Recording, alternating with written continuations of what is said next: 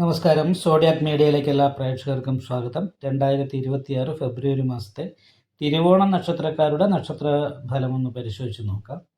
തിരുവോണം നക്ഷത്രം എന്ന് പറയുമ്പോൾ മകരക്കൂറാണ്. മകരക്കൂറുകാർക്ക് ചാരവശാൽ 6 വ്യാഴം സഞ്ചരിക്കുന്ന സമയമാണ്. 7 ശനിയായിരുന്നു, അതൊക്കെ മാറിയിട്ട് ഇപ്പോൾ ശനിയൊക്കെ ഇഷ്ടസ്ഥാനത്ത് വന്നിട്ടുണ്ട്. അപ്പോൾ ദൈവാധീനം കൂടി വരിക എന്നുള്ളതാണ്. മാത്രമല്ല രക്ഷാസ്ഥാനത്ത് ഇപ്പോൾ ഭാഗ്യാധിപതിയും വന്നിട്ടുണ്ട്. അപ്പം നല്ല ഭാഗ്യം അനുഭവിക്കാനുള്ളൊരു യോഗമുണ്ട്. ലഗ്നാധിപതി മീനൻ രാശിയിൽ ഇഷ്ടസ്ഥാനത്താണ് നിൽക്കുന്ന, വ്യാഴ കേന്ദ്രത്തിലാണ്. അപ്പോൾ കുറേ അനുകൂലമായിരിക്കുന്ന ഗുണഫലങ്ങൾ അനുഭവിക്കാനായിട്ട് തിരുവോണ നക്ഷത്രക്കാർക്ക് യോഗമുണ്ട്. പക്ഷേ ദൈവാധീനം കൂടി വർദ്ധിച്ചാൽ മാത്രമേ ഈ പറയുന്ന കാര്യങ്ങൾക്കൊക്കെ പൂർണ്ണത ഉണ്ടാവുള്ളൂ എന്ന് പറയുന്നൊരവസ്ഥയാണുള്ളത്. ലഗ്നത്തിൽ പഞ്ചമഹാപുരുഷത്തിലെ രുചകായോഗം ചെയ്ത് ചൊവ്വ നിൽക്കുന്നത് കാരണം കൊണ്ട് ഉത്സാഹം വർദ്ധിക്കുകയും എന്ത് സാഹസ പ്രവൃത്തി ചെയ്തും ധനം സമ്പാദിക്കാനായിട്ട് ശ്രമിക്കുക, എപ്പോഴും വളരെ ആക്റ്റീവ് ആകുകയൊക്കെ ചെയ്യുന്ന പറയുന്നൊരു ഗുണമുണ്ട്. അതുപോലെ തന്നെ ലഗ്നത്തിൻ്റെ 2ാം ഭാവത്തിൽ ആദിത്യനും ബുധനും കൂടി നിപുണായോഗം ചെയ്താണ് നിൽക്കുന്നത്. അവിടെ ശുക്രനുണ്ട്. അപ്പോൾ ബുധശുക്ര യോഗമുണ്ട്, നിപുണായോഗമുണ്ട്. പക്ഷേ 2ാം ഭാവത്തിൽ നിൽക്കുന്ന രാഹു നല്ല ഉദ്ദേശത്തോടുകൂടി സംസാരിച്ചാലും ചില സമയത്ത് കേൾക്കുന്നവർക്ക് അപ്രിയമായിട്ട് തോന്നാനുള്ള സാധ്യതയുണ്ട്.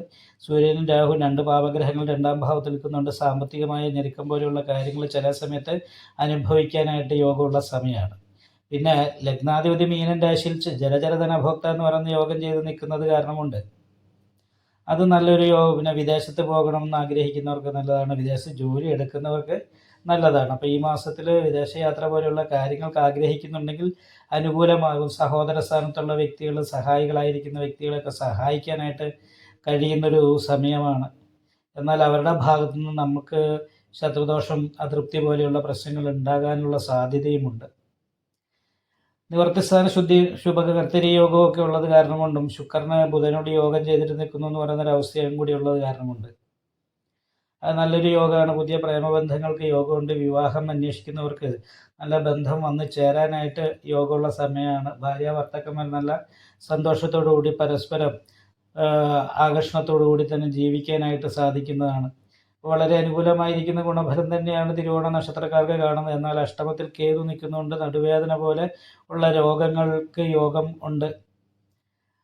അത് മാത്രമല്ല ലഗ്നത്തിൽ നിൽക്കുന്ന ചൊവ്വ കുറച്ച് ദേഷ്യം, എടുത്തിയാട്ടം എന്ന് പറയുന്ന കാര്യങ്ങളൊക്കെ ഉണ്ടാക്കും. ഒരു കാര്യം ചിന്തിക്കാതെ പ്രതികരിക്കുകയും അതിനുശേഷം ചിന്തിക്കുകയും ചെയ്യുന്നൊരു സ്വഭാവം ആണ്. അപ്പോൾ അത് ഒന്ന് ശ്രദ്ധിക്കണം. അതേപോലെ തന്നെ തലവേദന പോലെയുള്ള രോഗങ്ങൾ ഉണ്ടാകാനുള്ള സാധ്യതയുണ്ട്. അപ്പോൾ ദൈവാധീനം വർദ്ധിപ്പിക്കാനായിട്ട് വിഷ്ണു ക്ഷേത്രത്തിൽ നെയ്വിളക്ക്, ഭാഗ്യസുക്താർച്ചന മുതലായിട്ടുള്ള വഴിപാടുകളൊക്കെ ചെയ്ത് നന്നായിട്ട് പ്രാർത്ഥിക്കണം. അതേപോലെ നല്ല ഉദ്ദേശത്തോടുകൂടി സംസാരിച്ചാലും കേൾക്കുന്നവർക്ക് അപ്രിയമായിട്ട് തോന്നാനുള്ള സാധ്യതയുള്ളത് കാരണം കൊണ്ട് ആ ദോഷത്തിന് പരിഹാരമായിട്ട് ശിവക്ഷേത്രത്തിൽ ശംഖാഭിഷേകം, നെയ്വിളക്ക് മുതലായിട്ടുള്ള കാര്യങ്ങൾ, നാഗപൂജയൊക്കെ ചെയ്യും. ഇടയ്ക്ക് ഗണപതി ഹോമം ചെയ്യുന്നതും തടസ്സങ്ങൾക്ക് മാറി അഭിവൃദ്ധി ഉണ്ടാകാനായിട്ട് നല്ലതാണ്.